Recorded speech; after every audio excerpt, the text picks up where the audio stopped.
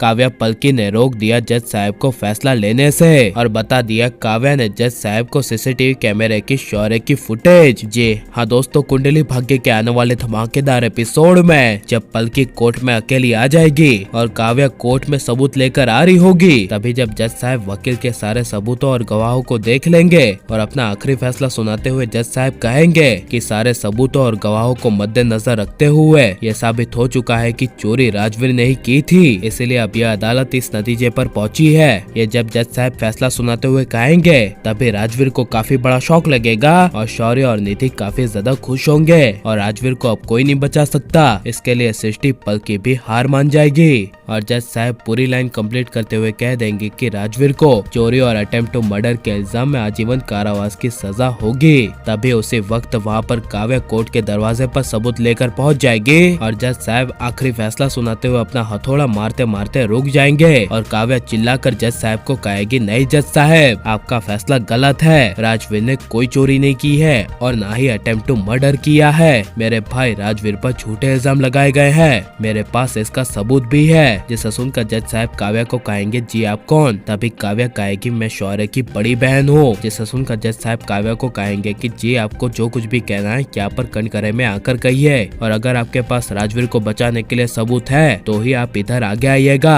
वरना आपको अदालत का समय व्यर्थ करने के इल्जाम में जेल भी हो सकती है। जिसे सुनकर काव्या कहेगी, नहीं नहीं, मेरे पास पुख्ता सबूत है और मैं ये साबित कर दूंगी कि राजवीर ने कोई चोरी नहीं की है, लेकिन इससे पहले आप इस सबूत को देख लीजिए। ये काव्या कहकर जज साहब को जब काव्या पेन ड्राइव देगी और जज साहब को कहेगी कि आप पहले इस सबूत को देख लीजिए, जहाँ पर जब जज साहब लैपटॉप में पेन ड्राइव लगाकर सबूत को देखेंगे और काव्या जब जज साहब से शौर्य से सवाल करने की इजाजत मांगेगी और जज साहब ग्रांटेड कर देंगे और काव्या शौर्य को कनकरे में बुलाकर शौर्य से सवाल करेगी और शौर्य को कहेगी कि शौर्य अब तुम बताओ कि जिस दिन चोरी हुई थी और जिस दिन मेरा रोका था तब तुम उस दिन कहाँ पर थे? झूठ मत बोलना क्योंकि तुम्हारे वकील ने कह दिया है कि उस दिन तुम ऑफिस में थे पूरे दिन। जिसे सुनकर शौर्य कहेगा, ऑफ कोर्स मैं पूरा दिन उस दिन ऑफिस में ही था क्योंकि बहुत सारा ऑफिस का काम पड़ा था। जिसे सुनकर जज साहब को काफी ज्यादा गुस्सा आ जाएगा और गुस्से से जज साहब शौर्य के सामने देखेंगे और काव्या जज साहब को केस सॉल्व करती हुई कहेगी, दैट्स इट, ये केस यहीं पे ही सॉल्व हो गया है जज साहब। शौर्य ने झूठ बोला, शौर्य उस दिन ऑफिस गया ही नहीं था, बल्कि शौर्य अपना राजवीर से बदला लेने के लिए उस दिन राजवीर को फंसाने के लिए बैग लेकर राजवीर के घर गया था और वहीं पर शौर्य ने पैसों से भरा हुआ ज्वेलरी वाला बैग राजवीर के घर पे किसी को पता ना चले ऐसे रख दिया था।